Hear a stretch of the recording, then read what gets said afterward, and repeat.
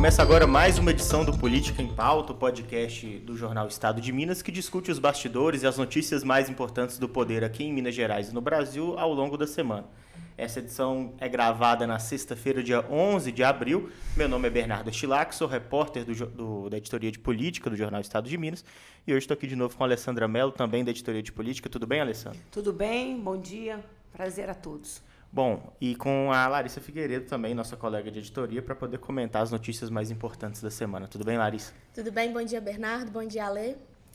Bom, vamos lá, sem mais delongas, passar aquela escalada dos 3 blocos do nosso programa, que está movimentado. A gente vai começar falando sobre o Romeu Zema, governador de Minas Gerais, e sua eterna dificuldade de diálogo com a Assembleia Legislativa de Minas Gerais. A gente já vai bater aí mais de 15 dias, daqui a pouco completa um mês de pauta travada na Assembleia. Desde o dia 25 de março, a discussão está travada por conta dos vetos do governador, que ficam sobrestando a pauta, e a votação não avança. Nem a base consegue o quórum mínimo para poder avançar com as votações, e a oposição vai obstruindo sessão após sessão. Nessa semana, a gente teve um pequeno avanço nessa questão, que foi justamente em relação ao veto que tratava sobre os recursos para pessoas com transtorno do espectro autista, mas outros 4 vetos seguiram sem votação e por isso a Assembleia não vota nenhuma outra matéria, não discute outros projetos, entre eles um projeto da Artemig, né, a Agência Reguladora dos Transportes aqui em Minas Gerais. Teve novidade nesse sentido também. A gente vai falar sobre os deputados da oposição ao Zema que foram ao Tribunal de Contas do Estado pedir a suspensão da privatização das estradas aqui no vetor norte da Grande BH, que vai ter aí, tem a previsão de instalação de 12 praças de pedágio. No segundo bloco, a gente vai falar sobre uma semana diferente na Prefeitura de Belo Horizonte, porque Álvaro Damião, prefeito que foi empossado na semana passada, viajou e deixou o cargo para o Juliano Lopes. Um gesto ali de amizade, um gesto para poder colocar panos quentes na relação entre os poderes. Juliano Lopes deu expediente na prefeitura durante toda a semana, inclusive convocou a imprensa e os vereadores para uma reunião logo na segunda-feira, né? O Juliano Lopes já aí se aclimatando ali na prefeitura. Na semana que vem ele volta para a Câmara, mas a gente vai contar um pouco sobre o que significou essa semana em que o vereador, né, o vereador decano da Câmara Municipal, passou na Afonso Pena 1212. E a gente vai seguir falando sobre Belo Horizonte no terceiro e último bloco do nosso podcast para poder falar um pouco sobre a semana exatamente na Câmara Municipal, alguns projetos polêmicos sendo votados, o avanço também do grupo especial de trabalho, né, sobre o novo contrato das empresas de ônibus de Belo Horizonte. A gente vai dar uma passeada aí pela Câmara Municipal para poder saber das principais novidades. Bom, vamos falar então agora, como eu disse no primeiro bloco, sobre esse assunto que já é um assunto que vem sendo debatido nas últimas 3 semanas aqui no nosso programa, porque justamente é a notícia que a gente tem para falar de legislativo em Minas Gerais. Os 6 vetos do governador Romeu Zema seguem travando a pauta, agora não mais 6 e sim 4, porque na terça-feira houve a marcação de 2 reuniões, uma reunião extraordinária para as 18 horas e a reunião tradicional das 14 horas, para discutir esses 6 vetos. Você que que acompanha o nosso podcast não está muito familiarizado com o regimento da Assembleia, existe uma regra que depois de 30 dias que o governador envia os seus vetos, sejam eles parciais ou totais à casa, eles travam a pauta depois de um mês que eles já foram recebidos. Então, os outros projetos que estão ali prontos para ser apreciados, seja em primeiro ou segundo turno em plenário, eles não podem ser discutidos a não ser que os vetos sejam votados e parem ali de travar, de sobrestar a pauta.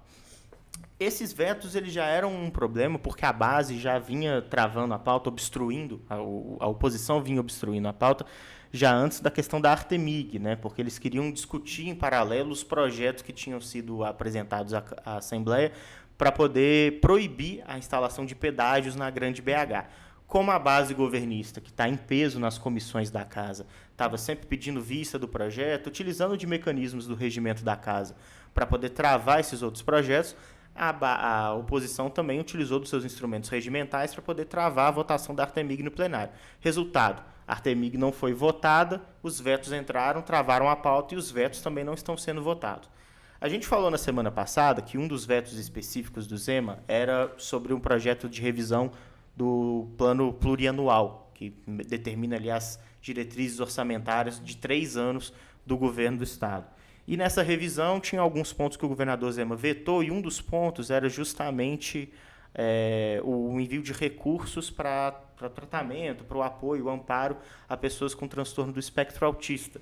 Na semana passada, a gente teve o Dia Mundial do Autismo, de conscientização sobre essa causa importante, e a base governista teve um pouco de dificuldade em reunir o quórum necessário para fazer as votações, justamente porque não queria manter um veto do governador que ia justamente de encontro a essa questão da causa, né? E é uma causa também muito cara ao secretário de governo do Zema, Marcelo Aro, do PP, que faz as articulações do governo, tem uma influência enorme em outros poderes também, a gente já vai falar disso no segundo bloco, mas que eleitoralmente e como figura pública tem como sua principal causa a questão das crianças com doenças raras, crianças neurodivergentes, e está aí dentro desse escopo a defesa dos direitos das pessoas com autismo.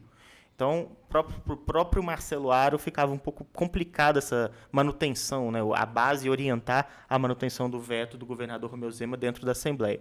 O que aconteceu na terça-feira é que no finalzinho ali dessa reunião das 14 horas, já nas 17 horas, próximo do início da reunião das 18, começou a ser votado alguns vetos. E o primeiro veto era um veto total do governador Romeu Zema em relação ao projeto do Sargento Rodrigues, deputado estadual do PL, que falava sobre... Eu vou até ter que colar, mas era não poderia ser onerado o cidadão em relação à impressão de documentos, de notas fiscais, algo desse tipo. Até vou dar uma olhada aqui depois para a gente poder confirmar certinho. Esse veto foi facilmente mantido pela base, com 39 votos. Manteve-se ali a decisão do governador Romeu Zema. O segundo veto era justamente essa questão do plano plurianual, que foram vários trechos vetados pelo governador Romeu Zema, trechos que falavam sobre assistência social, trechos que falam sobre o amparo a pessoas com deficiência, trechos que falam sobre a inclusão de pessoas LGBTQIAPN+, em programa de inclusão produtiva de mulheres. Então, eram vários pontos sensíveis, assim, mas o ponto mais sensível era esse das pessoas com transtorno do espectro autista. O que a base fez? Pediu uma votação em destaque deste trecho específico do autismo, e os vetos foram votados, o conjunto de vetos de uma forma e esse trecho destacado do autismo de outra forma, em momentos separados. Assim como aconteceu no primeiro projeto do Sargento Rodrigues, foi mantido o veto do governador para as outras questões do plano plurianual, com 39 votos, e logo antes da votação desse ponto destacado das pessoas com transtorno do espectro autista, o líder de governo, João Magalhães, pediu a fala para encaminhar o voto. E a gente que acompanha a Assembleia, né, há bastante tempo, sabe que o João Magalhães ele não é de muitas palavras, né? Ele é um líder de governo que se pauta pela conversa nos bastidores, mas no plenário não é um cara que vai lá e faz grandes discursos. Pelo contrário, toda vez que ele vai encaminhar o voto pela base, ele usa a menor quantidade de palavras possível, né? Ele vai lá e fala, ó, em nome da base do governo, encaminho e voto sim, ou encaminho e voto não. E nesse caso específico, ele ressaltou que houve uma orientação do governador Romeu Zema e uma orientação do secretário de governo Marcelo Aro, citou o nome dos dois, para que a base fosse liberada para votar pela derrubada do veto. Resultado, 61 votos a 0. O veto do governador Romeu Zema foi derrubado nesse ponto específico. Na sequência, a reunião foi encerrada para que fosse iniciada a reunião das 18 horas, e essa reunião voltamos àquela velha história, né, aquela ladainha enrolada da Assembleia nessas últimas semanas, que não teve quórum, pediram a recomposição de quórum, a votação foi encerrada, a reunião foi cancelada. No dia seguinte, na quarta-feira, mesma coisa, não teve quórum, e os 4 vetos que restaram para poder ser analisados, seguem travando a pauta dentro da Assembleia. Entra aquela discussão, né, Alessandro? Porque toda vez que isso acontece e que tem algum efeito a estratégia de obstrução da oposição ao Romeu Zema na Assembleia, eles precisam publicizar, de alguma forma, que isso foi resultado do trabalho da oposição. Então, eles falam, eles usam geralmente esse termo, né? Foi uma vitória da oposição, porque, na verdade, não foi uma sensibilização do Romeu Zema. Ele percebeu que a própria base estava encabulada de votar pela manutenção desses vetos, e ele teve que voltar atrás para poder ser discutida essa questão, e a base depois não rendeu. A base governista tem a maior parte dos deputados estaduais. Não teve quórum para poder continuar as votações, então esse recuo foi visto pela oposição como uma vitória da oposição, mas é sempre um jogo de narrativas, né? De um tentando puxar a sardinha para o seu lado, do lado do governo, tentou vender-se a imagem de uma sensibilização do governador e de uma sensibilização também dos secretários de governo por essa causa. A verdade é que segue a mesma novela, né? A oposição conseguindo obstruir, dificultando, e o governador Romeu Zema tendo dificuldade de mobilizar a sua base para essas pautas que são impopulares. O governador Zema ele tem problema com a base na Assembleia Legislativa desde que ele assumiu, né, em 2019. Inicialmente, alguns parlamentares até justificavam que a dificuldade vinha do então presidente Agostinho Patrus, que não tinha uma relação de muita proximidade, de muita aliança com o governador Romeu Zema, mas seguiu-se o segundo mandato e a dificuldade continua. Por exemplo, o governador não conseguiu aprovar na Assembleia Legislativa o regime de recuperação fiscal. Minas Gerais aderiu ao regime de recuperação fiscal por autorização do Supremo. Então, ele tem sempre essa dificuldade, ainda que, na maioria das vezes, ele é vitorioso, né? Ele passa os projetos de interesse dele, passou, por exemplo, o projeto do IPSENG, que aumentou as taxas do IPSENG, passou o projeto que aumentou o ICMS de produtos considerados supérfluos, apesar de parte da base dele ter votado contra, alegando ser contrária à taxação, aumento de tributo e de taxação. Ele sempre teve essa dificuldade, que acho que ela reside muito na maneira como o governador faz política, né? O governador Romeu Zema, ele não é um político muito do diálogo, né? De sentar, conversar com a sua base, de receber os seus deputados, de chamar para a liberação de emendas, né? Ele vai entregar, muitas vezes, viaturas, coisas compradas, né? Obras e coisas adquiridas para o Estado, para a polícia, por exemplo, com recurso de emendas parlamentares, e muitas vezes não chama os parlamentares federais para participar dessas entregas. Há uma reclamação constante nesse sentido, e ele segue com a dificuldade. A oposição segue sempre com esse discurso de vitória, porque realmente eu acho que ela entende isso como vitorioso, porque é muito difícil, que ainda que o governador tenha essa dificuldade no relacionamento com a base dele é majoritária, né? E tem poder de barrar pautas. Por exemplo, a base do governador está segurando a tramitação na Assembleia dos projetos que impedem a cobrança de pedágio na MG10, né? No vetor norte. O governo quer instalar 12 praças de pedágio na MG10 em diante, ali, região de Vespasiano, chegando até Confins, caminho de Lagoa Santa. E tem diversos projetos, inclusive projetos com apoio dos parlamentares governistas, tentando barrar, mas a base do governador segue segurando a tramitação dessas propostas. Essa novela, né, que eu acho que a política mineira é feita muito, a política no Brasil inteiro, mas a mineira especialmente, é uma política feita no diálogo, no jeitinho mineiro, né, a política da conciliação, né, a cara de Minas Gerais a vida inteira na nossa história.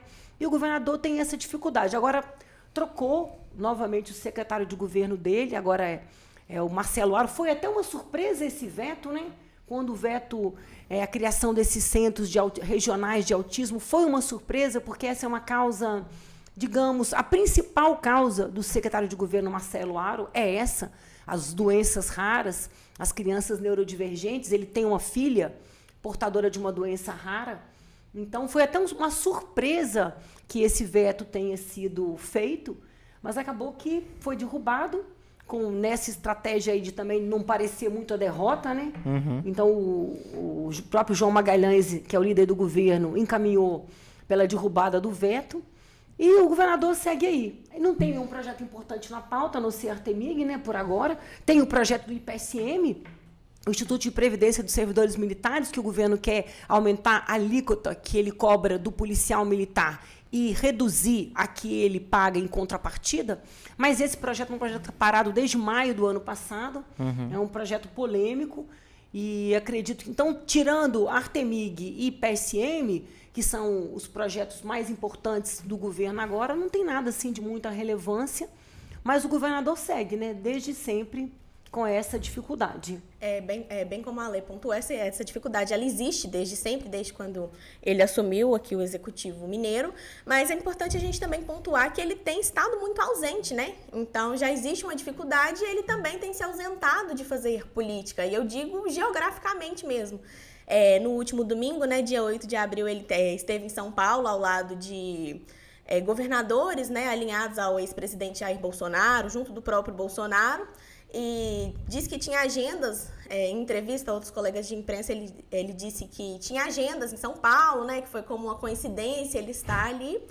E na segunda-feira ele continuou em São Paulo, se encontrou com o ex-presidente Michel Temer e continuou por ali fazendo sua política nacional, enquanto a política mineira se encontra em dificuldade aqui, né, com essa pauta travada. E na terça-feira, foi na terça as manifestações? Sim.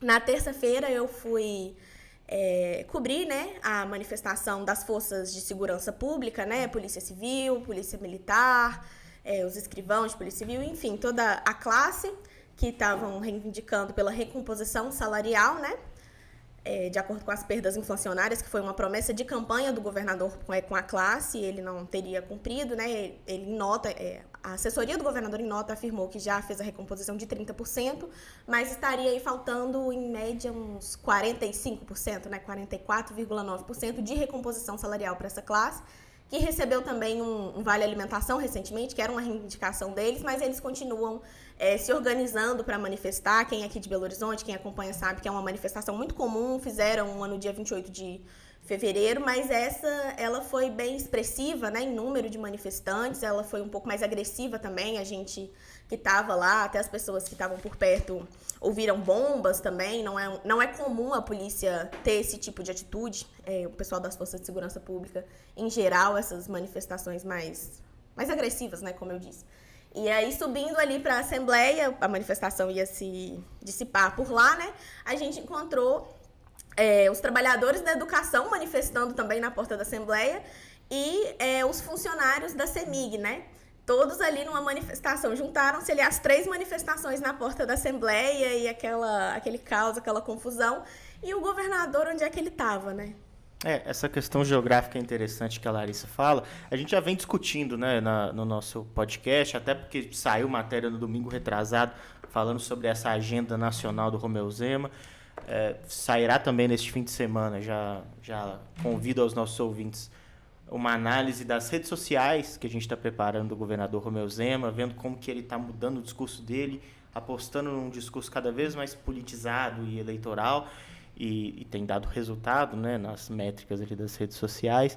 Mas tem uma questão também, que o Romeu Zema ele foi eleito as 2 vezes, sempre abraçando essa causa, primeiro antipolítica e depois de oposição à velha política, ou essa política da conciliação, como a Alessandra disse, e ele toca o Estado como quem gere uma empresa. Ele nunca disse que seria diferente, né? Ele faz assim mesmo, só que, obviamente, ser um gestor, ser um chefe de executivo demanda outro tipo de postura, porque você é um chefe de um dos poderes, né? Então você precisa dialogar com o legislativo.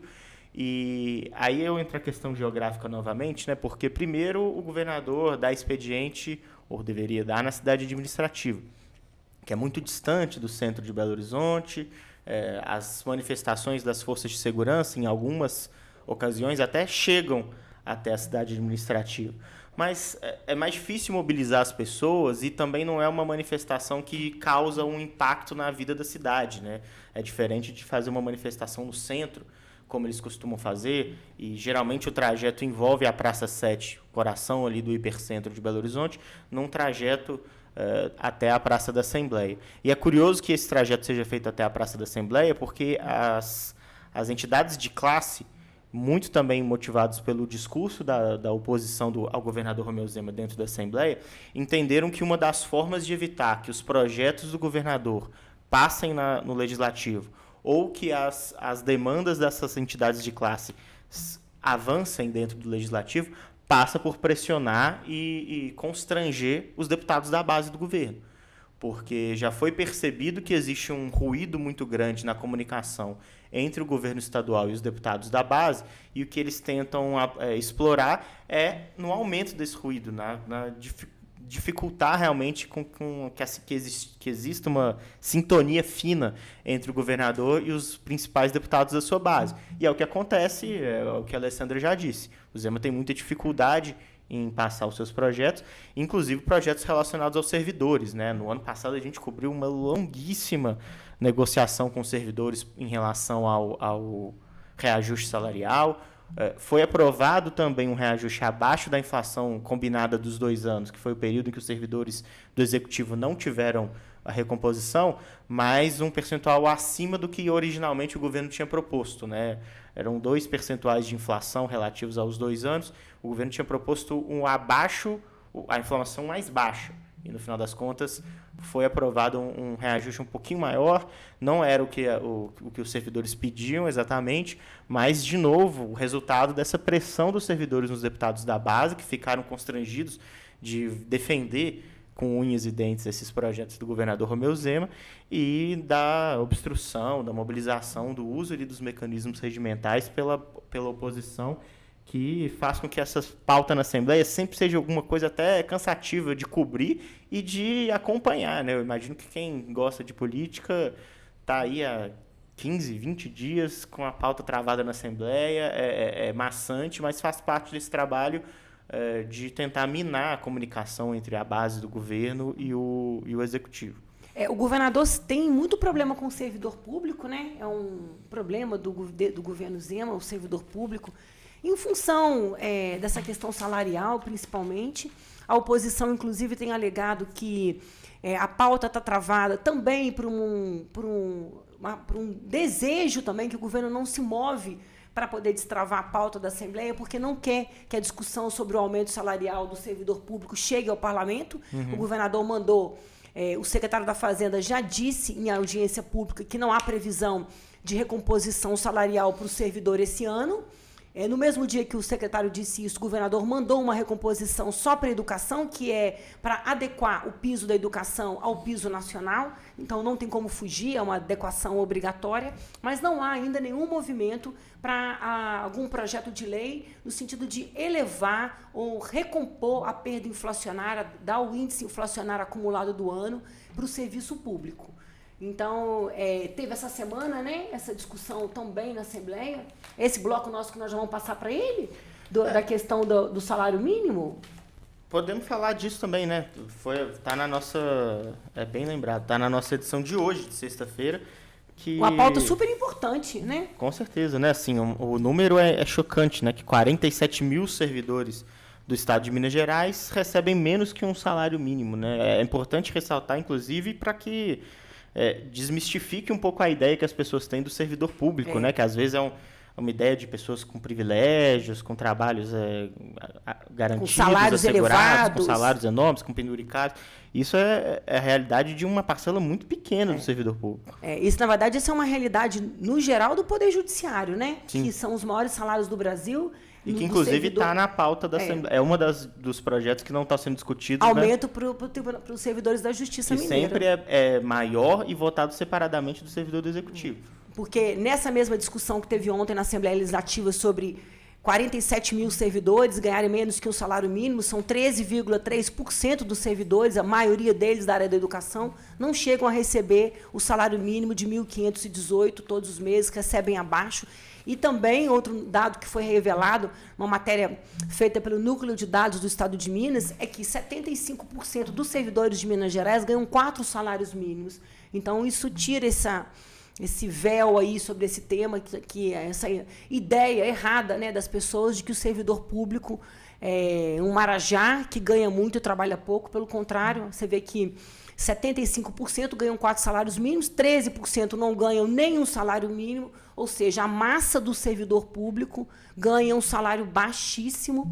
E essa discussão que a Assembleia vem travando já faz tempo, agora vão tentar emplacar uma emenda parlamentar nesse projeto que reajusta o piso da educação, para garantir que esses 47 mil pessoas recebam ao menos o que é previsto pela Constituição, que é o salário mínimo. É realmente uma pauta importante, né? E que a oposição sempre tenta encaixar dentro das discussões de recomposição salarial. Algum ganhozinho que chega lá na frente é vetado. É implacável, né? Esse governo especificamente é implacável nessa questão, né? Não aprova nenhum tipo de É a visão do governador, né? Ele já deu entrevista dizendo que o servidor público é uma casta de privilegiados, né? Uma fala literal do governador que causou muita revolta aos servidores públicos, que é uma casta, o que absolutamente não é verdade. Não só em Minas Gerais, no Brasil todo, a maioria absoluta do servidor público não ganha elevados salários, eles estão concentrados, já foram, tem até projetos de lei nesse sentido na Câmara dos Deputados, tentando limitar os vencimentos dos servidores dos poderes, principalmente o judiciário, que é onde nós já fizemos matéria aqui mostrando, servidores do judiciário ganhando 200 mil, e o salário mais baixo do judiciário mineiro, nessa mesma matéria que a gente fez, era 17 mil reais. Então, não é verdade que o servidor público, pelo menos o do executivo, ganhe esses salários, e tem muita gente ganhando menos do que é devido pela lei. Bom, para a gente encerrar o primeiro bloco falando sobre a relação entre o governo estadual e os deputados, principalmente da oposição, vale o destaque de que na quarta-feira o Bloco Democracia e Luta, né, que é o bloco de oposição ao governador Romeu Zema na Assembleia, foi ao Tribunal de Contas do Estado conversar com o presidente do tribunal, Durval Ângelo, para apresentar uma denúncia contra a instalação dos pedágios na Grande BH. E a denúncia foi admitida pelo tribunal, que agora vai trabalhar com um prazo até apertado para poder ver o que é possível ser feito para que essa denúncia avance, porque o objetivo da denúncia, né, o pedido que foi apresentado ao tribunal, é a suspensão da licitação, né, do edital de licitação, que prevê já agora em junho um leilão dessas 3 estradas aqui no vetor norte da Grande BH, que passam por 9 cidades, são ao todo 124 quilômetros de estradas, a gente já falou aqui, que vão ter 12 praças de pedágio. É uma discussão muito forte dentro da Assembleia, mas uma discussão que o governo e a base governista têm sido bem sucedida em matar logo no nascedouro, né? Porque esses projetos são apresentados e eles precisam passar pelas comissões temáticas da casa. E o Zema tem muitos deputados da sua base nos cargos importantes das comissões. Então, eles pedem vista, pedem para travar, tempo para poder discutir, e os projetos acabam não avançando. Tem projeto, inclusive, do Bruno Engler, deputado do PL, né, de direita e ex-vice-líder de governo. Hoje o PL já não está mais na bancada do Zema, mas durante a maior parte do governo esteve, que é proibindo essa instalação de pedágios na Grande BH. Existe uma proposta de emenda à Constituição da deputada Bela Gonçalves, também nesse mesmo sentido, nenhum deles está avançando, fora vários outros projetos, né? Matéria da Alessandra de fevereiro já trazia pelo menos 5 projetos de lei que estavam versando sobre esse tema, nenhum deles avançou. Nesse cenário, que a Bela Gonçalves conversou, inclusive, com a reportagem... Eles questionam os editais, né, Bernardo? Também, né? Ter coisas concretas do edital, né? O que a Bela falou pra gente foi o seguinte, olha, já que não está avançando dentro da Assembleia e a base está conseguindo obstruir, a gente tem que tentar outras formas. E o que foi encontrado nessa semana, pelo menos a tentativa da vez, é acionar o Tribunal de Contas do Estado.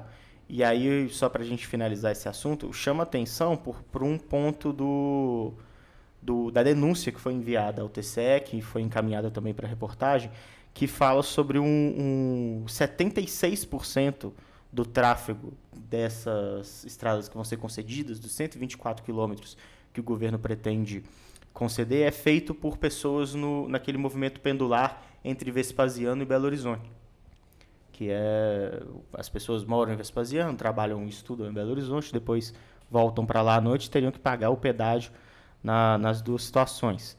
E a maior parte dessas pessoas, num estudo feito pela própria agência da região metropolitana de Belo Horizonte, um órgão do governo estadual, recebe menos de 3 salários mínimos. E eles ficariam aí responsáveis por uma quantidade absurda. Assim, o edital também tem uma coisa... É isso mesmo, de 76%, na verdade 53% está nesse deslocamento, e 76% da arrecadação prevista no edital vai ser só nesse trecho de 10 quilômetros que as pessoas fazem entre BH e Vespasiano nos 2 pórticos do edital de concessão. Então, entre os pontos que eles questionam o edital, é que existe, inclusive, um desequilíbrio da disposição geográfica das praças. Das praças, né, das cobranças. Então, uma parte muito grande de toda a arrecadação vai ficar concentrada num trecho muito pequeno de pessoas que recebem menos de 3 salários mínimos. E um trecho de grande circulação, né? De vai onerar pessoas que vão e voltam, né, para o trabalho. A oposição também questiona outros pontos do contrato, que são, por exemplo, o contrato é um contrato garantidor de lucro, nos moldes do que foi feito durante o governo Aécio Neves com o Mineirão. Então, se o pedágio não arrecadar, o governo completa para que a concessionária não tenha prejuízo. Também é contestado pela oposição o fato dos pedágios não terem praças de pedágio com pessoas cobrando, né? A pessoa vai passar e automaticamente registra a placa dela e ela tem, né? E ela tem 15 dias para poder fazer o pagamento.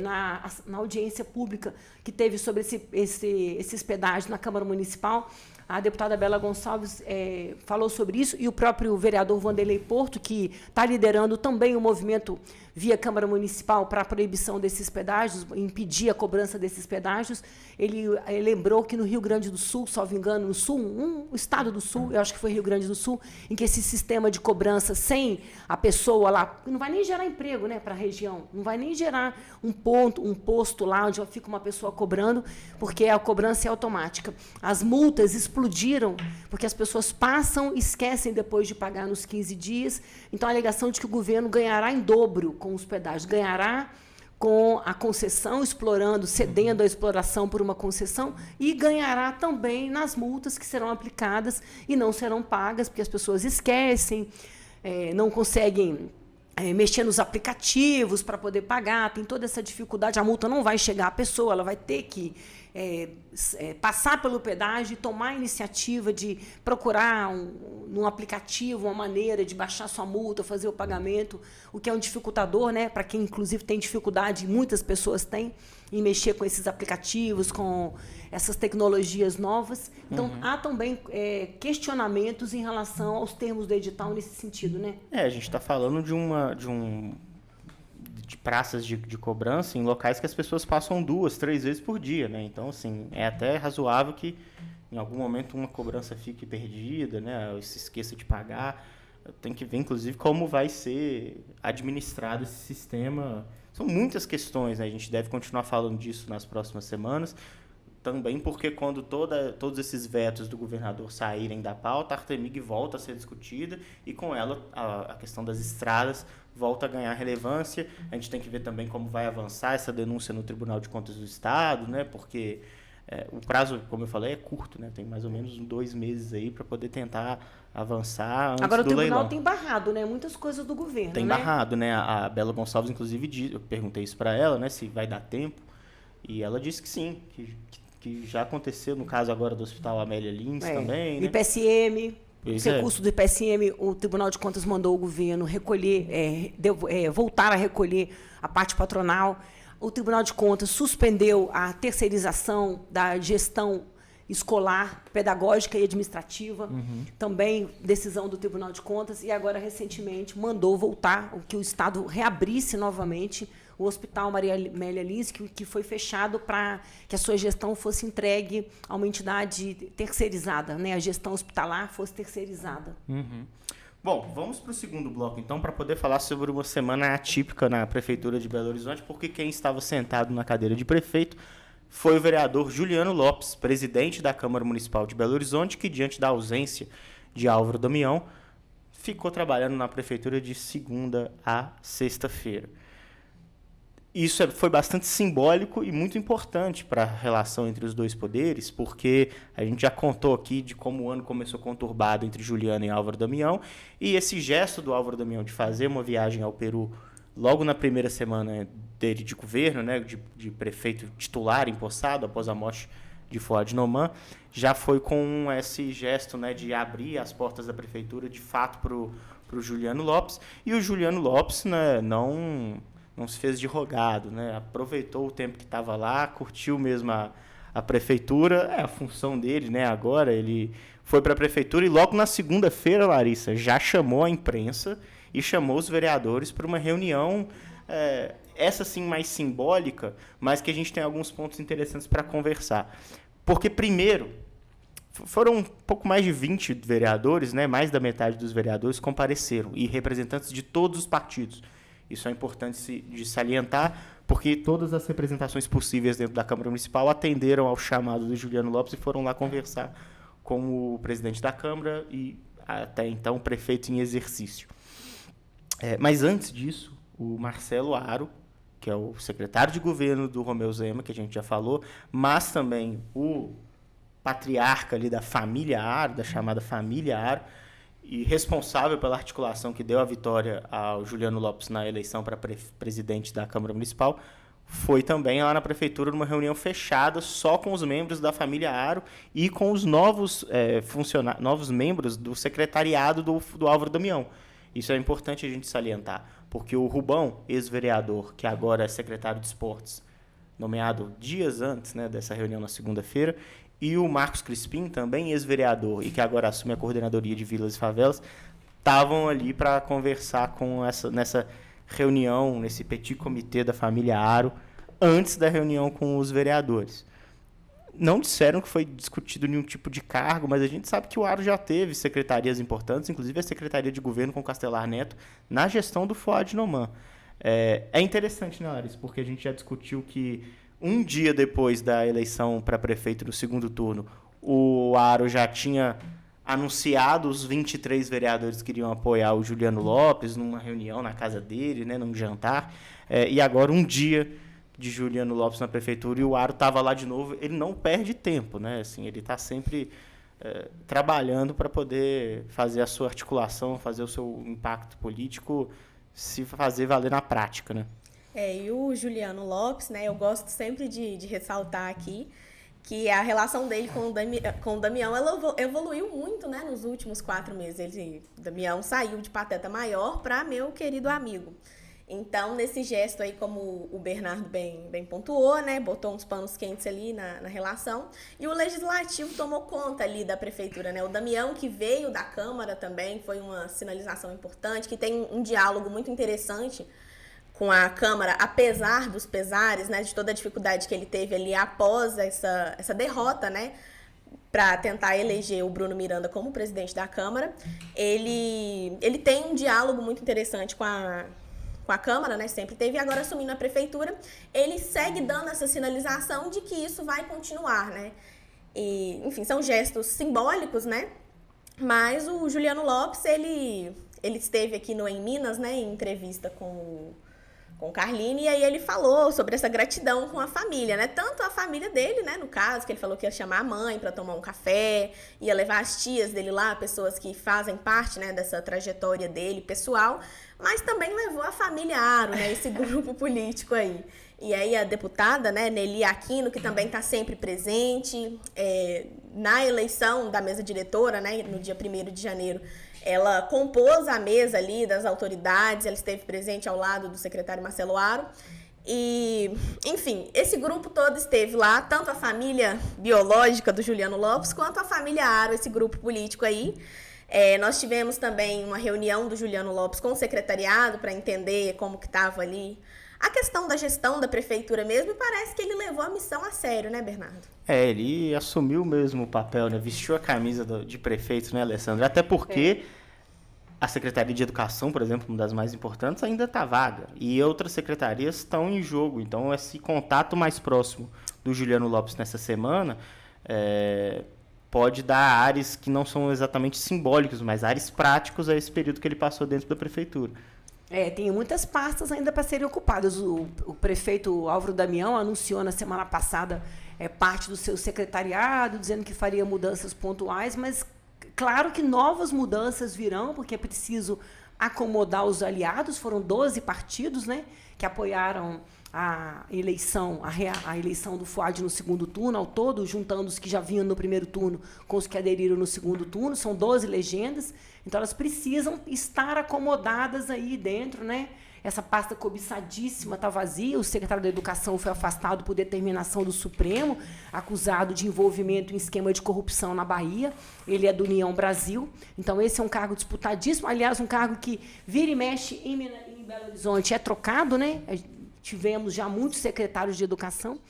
Agora, o Damião foi muito articulador, né? Muito em colocar o Juliano nesse cargo nessa semana, né? Até o ofício que ele enviou para a Câmara, né, convidando, ele fala que, apesar de não ser necessário a autorização do Legislativo, ele gostaria muito que o Juliano assumisse.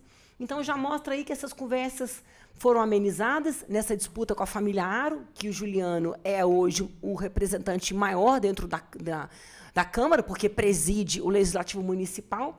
E acredito que nos próximos dias, abril, maio, a gente vai ver também alguma outra mudança na composição do secretariado do Damião. Acho que não vai ficar por aí nessas mudanças pontuais, não. Porque essas coisas demandam tempo, né?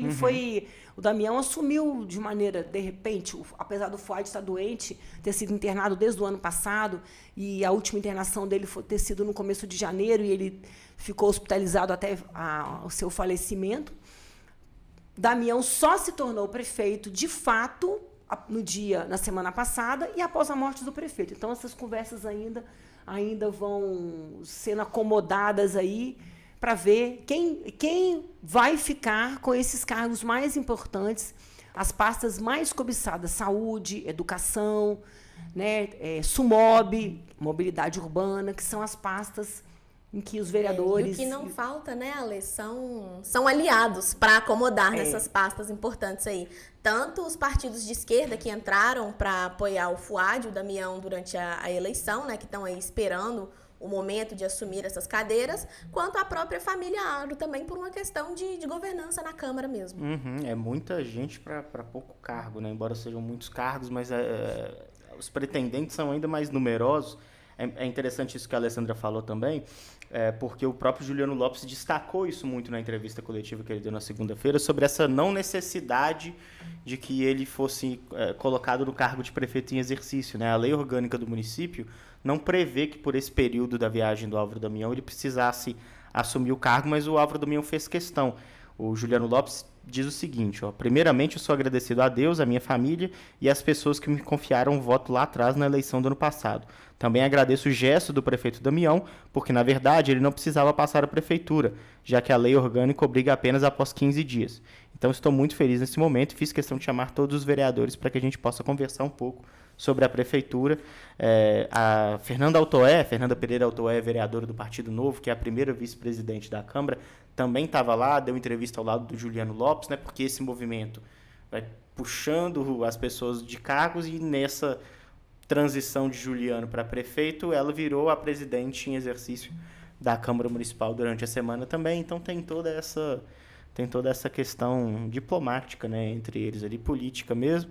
Agora, o lado curioso, né, que o Juliano Lopes, ele curtiu, né, o momento dele na prefeitura.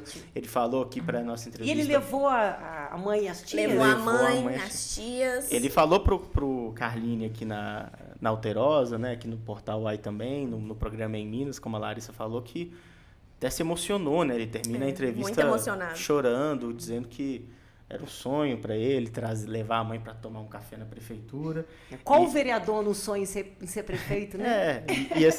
E ficou muito feliz também. Isso é um detalhe da gente que cobriu no dia lá desse primeiro dia dele na prefeitura, que ele ficou muito feliz que o pessoal da prefeitura fez um gesto de boas-vindas para ele, lotando a geladeirinha do gabinete do prefeito com Coca-Cola Zero e Whey Protein.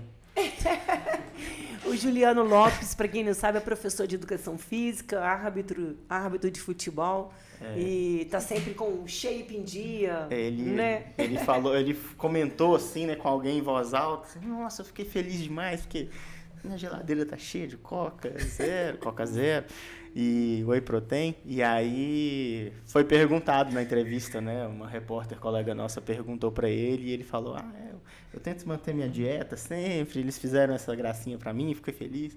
Então, essa foi a semana de Juliano Lopes na Prefeitura de Belo Horizonte. O cara tá feliz e foi bem votado novamente, né? Conseguiu se articular. Merece aí essa semana. Bom, vamos continuar falando de Câmara Municipal no nosso terceiro bloco. Tem a ver com o grupo do Juliano Lopes, porque a gente teve nessa semana a aprovação de alguns projetos em segundo turno, né, que agora vão para a sanção do Executivo. Tem projeto de venda de bebida em banca de jornal, mas tem outros projetos que são mais polêmicos também. O principal deles é de autoria da vereadora Flávia Borgia, do Partido Democracia Cristã, que foi aprovado em segundo turno, a Bíblia cristã como um material paradidático nas escolas municipais de Belo Horizonte. Como é que foi essa aprovação, Larissa? E de novo, a gente está falando aqui de projetos da Câmara Municipal que não devem parar na discussão legislativa, né? A gente deve ter mais discussões sobre esse tema nas próximas semanas. A Câmara, desde que essa legislatura se iniciou, vem trazendo muitos projetos de costumes mesmo, né? Tanto importados de São Paulo, né? Como eu já comentei aqui sobre a dobradinha Café com Leite do Legislativo, e também aqui de Belo Horizonte mesmo, né? Os parlamentares, eles têm proposto mesmo muitos projetos de costume. A Flávia Borgia, ela, né, principalmente pelo partido, né, Democracia Cristã, ela traz essas pautas cristãs. Durante o Carnaval, ela teve uma atuação significativa e, principalmente porque ela é líder da bancada cristã na Câmara, né? Então, ela traz esse projeto de lei que foi aprovado em segundo turno, né? Segue para sanção. Ele teve 28 votos favoráveis, 8 contrários e 2 abstenções. No plenário, né, ele foi aprovado na terça-feira. E, basicamente, eu vou pegar minha colinha aqui para ler exatamente qual que é a proposta. É a possibilidade de leitura da Bíblia em escolas públicas e particulares da capital mineira para disseminação de conteúdo cultural, histórico, geográfico e arqueológico. Então, não trata somente dessa questão religiosa, né, segundo o texto da Flávia Borgia. Eu queria chamar a atenção para um ponto interessante, né? Esse conteúdo que eu estou lendo até está no site da Câmara, quem quiser ler depois. O Pedro Patrus, né, o vereador Pedro Patrus, do PT, ele colocou uma emenda aditiva, né, que definia que as aulas não poderiam ter conotação religiosa, né? Então, de certa forma, não teria problema, né, já que a intenção não seria religiosa, segundo o próprio texto. E essa emenda, ela foi recusada, porque, segundo a própria Flávia Borgia, acabaria com o projeto. Então, essa emenda aí, ela foi rejeitada com 25 votos contrários e 13 a favor. É muito importante essa emenda, o destaque dessa emenda de ser rejeitada, porque o argumento é justamente que a Bíblia não vai ser usada como instrumento religioso, mas como material didático, afinal de contas. Arqueológico, um despiste, né? Segundo a proposta, né, na Bíblia tem um valor histórico muito grande, então poderia funcionar ali como mais um material de consulta para os alunos. Mesmo que no curso de História em nenhuma escola do Brasil estude a história que está sendo retratada especificamente na Bíblia, né? Assim, funciona por parábolas, não é exatamente. Isso é uma intromissão da Câmara, né? Na religiosidade das pessoas. Só que quando o Patrus coloca uma emenda que diz exatamente o que eles defendem e argumentam, teoricamente é o argumento e aí deles. eles falam que não, porque não vai funcionar. Então a Bíblia é para funcionar como material didático ou como material religioso? É bem contraditória a argumentação, né, de quem aprova um projeto desse. É uma lei inócua, né? Uma lei inócua, porque, na verdade, o Estado tem que ser laico, as escolas também. Quem tem filho em escola sabe, por exemplo, que qualquer aula de religião não usa nenhum material de nenhuma religião. Ensina as religiões, ensina fraternidade, solidariedade, valores importantes para as crianças. Nenhuma escola particular ou pública ensina que a Bíblia, ensina a noção de Bíblia, nem de outra religião, porque você pode ter dentro de uma sala de aula crianças que são de religiões diversas e crianças que não têm religião. É um direito do cidadão. Uhum. Então, a Câmara não pode impor a Bíblia como material didático, paradidático que for, porque as escolas não podem ter. Isso é mais uma lei que não vai ser usada, que vai ser ignorada. É mais uma lei feita pela Câmara Municipal sobre um assunto que não diz respeito ao município, porque quem legisla sobre educação no Brasil não é a Câmara Municipal de nenhum município desse país. Quem legisla sobre educação é lei federal. Né? E eu, particularmente como mãe, não aceitaria, em hipótese nenhuma, que enfiasse a Bíblia dentro de uma aula de religião, em respeito às pessoas que estão dentro de uma sala de aula, cujos pais não são da religião cristã. É um direito do cidadão escolher a sua própria religião. Eu acho assim, como a Câmara gasta o tempo e o dinheiro do cidadão, né, tentando impor a bancada evangélica, tentando impor a sua religião na educação escolar. É impressionante isso. E, de novo, né, isso a gente já comentou aqui, mas vamos continuar falando, né, porque faz parte de uma estratégia que me parece inequivocamente eficiente, que é aprovar esse tipo de projeto que tem questões inconstitucionais de diversas formas, né, esse específico porque fere a laicidade do Estado e essa questão da prerrogativa municipal de discutir qual vai ser o material didático nas escolas. O que vai acontecer é que existem vereadores suficientes para votar e aprovar a favor, né, desses projetos, inclusive para derrubar vetos. Eu não sei se o prefeito agora vai derrubar, o Álvaro Damião é o novo prefeito, já assumiu sinalizando... Vai vetar, já assumiu sinalizando simpatia a algumas dessas causas, dizendo que a prefeitura ia apagar um vídeo do seu perfil no Instagram, onde um homem aparecia beijando o outro no carnaval, porque foi um vídeo que causou polêmica nessa bancada conservadora / reacionária da Câmara Municipal. Isso já é uma sinalização. Só que o que acontece é, sendo vetado ou não pela prefeitura e depois derrubado, o caminho natural desse tipo de projeto, e até porque tem que ser assim, é que os vereadores que se opõem a ele acionem a justiça para poder demonstrar e julgar a lei, né, sobre essa situação de ser um projeto inconstitucional que não pode fazer parte da lei de Belo Horizonte. A justiça, muito provavelmente, vai ter esse entendimento e vai barrar o projeto. E aí a gente vai ter fortalecido o discurso de que há uma interferência entre os poderes, de que a justiça está interferindo no legislativo, que é um discurso que já ganha o Brasil há bastante tempo, na esfera federal, principalmente com destaque para o Supremo Tribunal Federal, mas que vai ter destaque aqui também na instância estadual, com esse e vários outros projetos que estão em tramitação na Câmara Municipal de Belo Horizonte. Eu quero destacar que essa argumentação oficial de que a Bíblia, nesse caso, vai ser utilizada como instrumento de estudo pelo seu valor geográfico e histórico, que é verdade, a Bíblia tem um valor geográfico, histórico e social importantíssimo, né? É um livro que rege a religião que comanda o Ocidente há milênios. Óbvio que tem um valor inegável, né?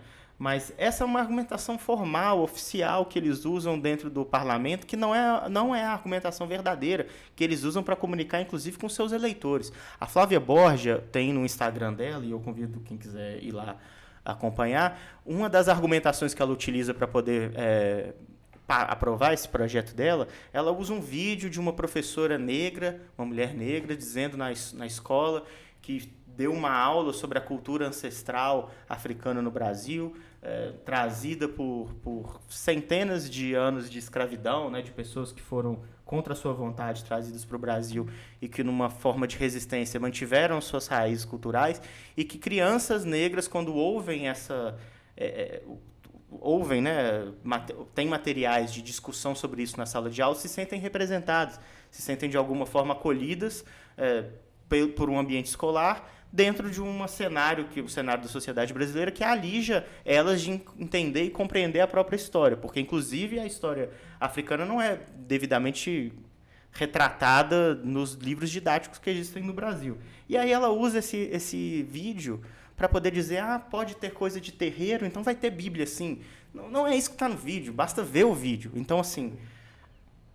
Não é coisa de terreiro, né? É uma história que não é contada. A gente aprende nos livros escolares somente, assim, sobre a escravidão no Brasil, a gente aprende nos livros escolares que pessoas negras foram escravizadas. Mas mais nada, não há um aprofundamento sobre essa questão, que é um tema tão importante. A gente precisa conhecer o nosso passado, porque o nosso passado, ele reflete muito o que nós somos hoje. A gente precisa entender o passado, estudar o passado, para compreender o presente, para a gente, no futuro, melhorar. E essa história é uma história importante.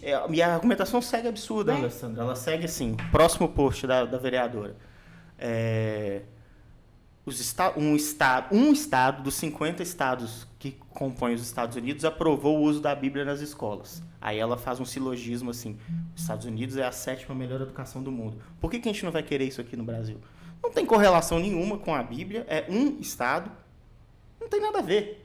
Então, assim, é uma argumentação que é utilizada de forma oficial, que não é a argumentação que é utilizada, inclusive, para o eleitorado. Isso não vem de agora, né? Vale lembrar que a Câmara Municipal aprovou também um projeto do censo do aborto em Belo Horizonte, também de autoria da Flávia Borges, que não tem nenhuma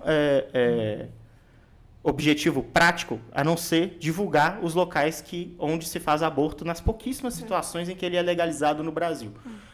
E a argumentação na época foi: a gente precisa demonstrar para as pessoas saberem onde estão acontecendo os estupros, para que a mulher não passe por uma segunda violência, que seria o estupro, e a segunda violência o aborto. Só que não faz nenhum sentido, porque o projeto não fala onde aconteceu o estupro. Se uma mulher mora em Belo Horizonte e foi violentada em Londres e vai fazer o aborto legal, que é direito dela aqui em Belo Horizonte, não vai falar onde aconteceu, não tem como prever. Esse tipo de dado é dado de segurança pública, não é dado de saúde. E Belo Horizonte tem essa lei. Essa lei foi vetada e foi derrubado o veto na Câmara Municipal. Então, isso é muito importante a gente discutir, porque não é só uma questão da inconstitucionalidade dessas matérias. É de uma certa desumanidade mesmo do que está sendo aprovado. E a gente tem que ver como vai funcionar a Câmara Municipal e a Prefeitura nesse sentido a partir de agora. Porque há muitas críticas possíveis de serem feitas ao Gabriel Azevedo, ex-presidente da Câmara, e muitas delas são feitas, inclusive, pela nova presidência, né, do Juliano Lopes e da família Abe, que são críticas justas, né, e cabem, mas ele, nesse afã dele, até um pouco egocêntrico de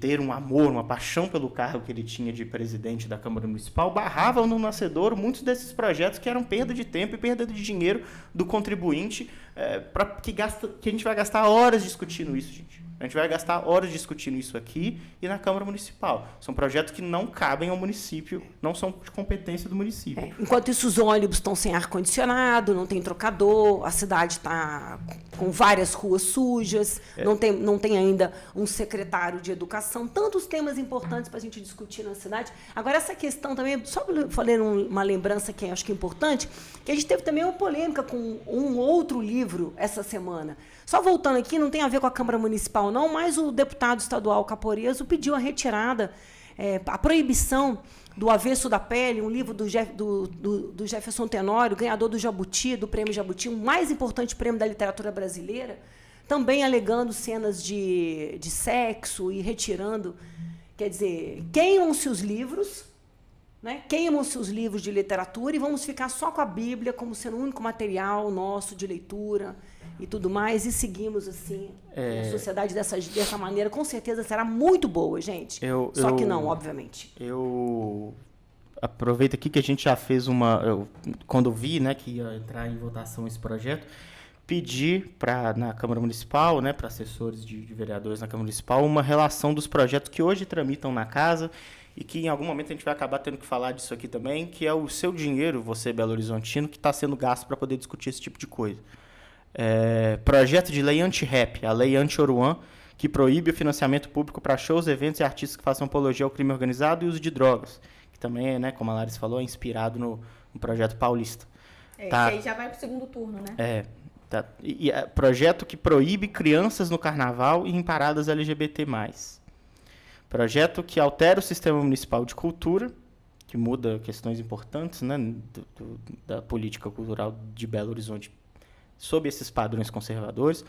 Um projeto que proíbe símbolos cristãos na arte, que foi apelidado de Anti-Alto da Compadecida, porque o filme faria um vilipêndio da fé cristã. Um projeto que determina que os conselhos tutelares sejam fiscais culturais. A gente já falou sobre a investida também dessa bancada evangélica nas eleições dos conselhos tutelares. É só acessar o m.com.br. Projeto que pede a leitura bíblica nas escolas, projeto que determina a retomada do hino nacional nas escolas, projeto que determina vigilância armada nas escolas, projeto que determina o retorno da discussão sobre a escola sem partido, que proíbe a emissão de juízo de valor pelos professores, Projeto que determina a obrigatoriedade de momentos cívicos nas escolas, que ainda não foi aprovado ainda na CLJ. Projeto que proíbe o funk nas escolas. Projeto de Lei 39 de 2025, que fala sobre o natalismo em BH, que institui o Dia Municipal dos Métodos Contraceptivos. Olha só, o PL insere em BH o Movimento Internacional do Natalismo, que, sob a desculpa da queda de natalidade, quer incentivar as mulheres a terem filhos, retomando o seu papel tradicional de mães. Atestado de óbito para fetos, também, de novo, essa questão do aborto. Enfim, é uma lista muito grande. Todos os projetos têm a ver com a vida privada das pessoas e não pública, né? É um antiliberalismo, né, na sua origem, né? Porque se as pessoas se dizem liberais e falam tanto, inclusive, sobre o Estado mínimo, e a Estado mínimo nas políticas públicas e Estado máximo no controle da vida alheia. Exatamente. É assim que funciona os liberais brasileiros. Eles querem que o Estado não tome conhecimento de nada que tenha a ver com saúde, é tudo regulado pelo mercado, mas na vida privada do cidadão, eles querem controlar quem você beija, o livro que você lê, o show que o seu filho vai ver, se você vai poder... Imagina, a Câmara proibia os pais e mães de levarem filhos no carnaval. O pai e a mãe levam o filho onde eles quiserem. É uma prerrogativa da família, só não pode levar em show que é proibição menor de 18 anos, que é proibido. Isso já é proibido, né? Não precisa fazer uma lei para isso. Eu não posso levar o meu filho numa boate à noite, porque não entra menor de 18 anos. Nem mãe eu posso fazer isso. Agora, no carnaval, eu levo a hora que eu quiser. A prerrogativa é minha, não da Flávia Borja. Temos mais novidades da Câmara, né? O projeto do Bruno Miranda, né? Do PDT, sobre a venda de bebida alcoólica nas bancas avançou também. E tem a questão dos ônibus, né? O grupo de trabalho do novo contrato, né? De transporte coletivo, que vai ser assinado no final da legislatura em 2028, já tem a primeira audiência pública marcada, correto? Correto. Esse projeto, né, do Bruno Miranda, que é líder de governo da prefeitura, ele estava travado, né? O Bruno Miranda ele pediu um 42, né? Pediu mais tempo de discussão para esse projeto há 2 semanas atrás. E aí o projeto retornou para a pauta, foi votado e agora está aprovado. Está permitido, né? Claro que ainda falta a sanção do executivo, mas em breve será permitido a venda de bebidas alcoólicas, né? Enlatadas. Tem uma série de requisitos também, né, que vale a pena conferir, nas bancas de revistas e jornais, como uma forma aí de economia complementar para esses comerciantes. Era o que faltava, que as bancas já vendem tudo, né? De agulha a avião. Agora vai poder vender uma latinha de cerveja. É isso aí. E agora eu vou pegar minha colinha aqui. E a bancada evangélica não reclamou da venda de bebida nas bancas? Votou favorável? Foi favorável, tá tudo certinho aqui. Vamos lá, para o requerimento, né, para a primeira audiência pública da Comissão Especial de Estudo, né, do novo contrato do transporte público, que vai, enfim, para contextualizar, né, o contrato que a gente tem de concessão do transporte público, dos ônibus que a gente usa aqui na capital. Foi celebrado em 2008, com 20 anos de vigência. Então, em 2028, naturalmente, esse contrato ele será renovado, será refeito, né? É importante a gente pontuar também, né, que é uma preocupação até da própria comissão, que é presidida pela vereadora Fernanda Pereira Altoé, que a gente mencionou agora há pouco, e que esse contrato talvez ele possa voltar da forma que ele está, né? E existem muitas insatisfações. É importante a gente debater e dar a devida importância para essa comissão, para que daqui a 2 anos e meio ela seja levada em consideração, que esse trabalho seja ouvido, né? Porque a prefeitura pode simplesmente renovar o contrato, né? Essa comissão ela não vai determinar os parâmetros do contrato, não determina nada, é uma comissão não tem esse poder, né? Não tem esse poder, não é, por exemplo, uma CPI. Só de apontar, talvez, melhorias no contrato, sugerir para a prefeitura, né? Exatamente. Então, esses parlamentares, né? A relatoria da comissão é do Pedro Rousseff, do PT. Esses parlamentares eles vão chamar pessoas do poder público, os empresários, especialistas, para poder debater esse novo contrato lá na Câmara, que é o lugar de debate, né? Mas a prefeitura, ela não tem obrigação legal de acatar, né? Claro que a gente tem percebido uma grande cortesia aí do prefeito em exercício, e a gente pode esperar, né, por mudanças no contrato, mas espere e verá. É que foi uma promessa na campanha de vários candidatos, né? Eu, como usuária de transporte coletivo em Belo Horizonte, espero mesmo que melhore muito, porque quem anda de ônibus sabe toda a dificuldade, né? Os horários, ar-condicionado não funciona, horários não são seguidos. Né? Essa é uma prerrogativa importantíssima do trabalho dos vereadores de Belo Horizonte, né? Porque para esse tipo de discussão, eles precisam usar todo o canhão de comunicação que eles têm para poder fazer essa discussão ser pautada na sociedade. Porque a maioria do Belo Horizontino usa o transporte público, pelo menos esporadicamente, né? E é afetado pela má qualidade do serviço. Então, são 3 anos aí que a gente vai ter essa discussão sendo feita e que precisa estar na boca do povo, inclusive para o prefeito que estiver pensando na reeleição. Ele vai tomar as decisões ali, porque isso é uma prerrogativa do Executivo, mas é muito importante que os vereadores consigam fazer essa discussão virar uma discussão popular, uma discussão das ruas, uma discussão de dentro dos ônibus, inclusive,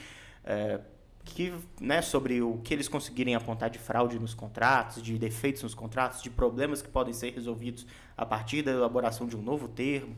Então, esse trabalho dos vereadores é o trabalho nobre, né, nobilíssimo do que os vereadores, os parlamentares têm na nossa política. O que o legislativo tem de melhor, né, Bernardo? Vamos torcer para que eles avancem, né, e que esse assunto seja sempre discutido com bastante rigor e com bastante frequência. Então, para a gente ir encerrando, né, a gente está caminhando aqui para o final, vou falar as informações aqui, né, sobre a próxima reunião da comissão, que já será a primeira audiência pública, né?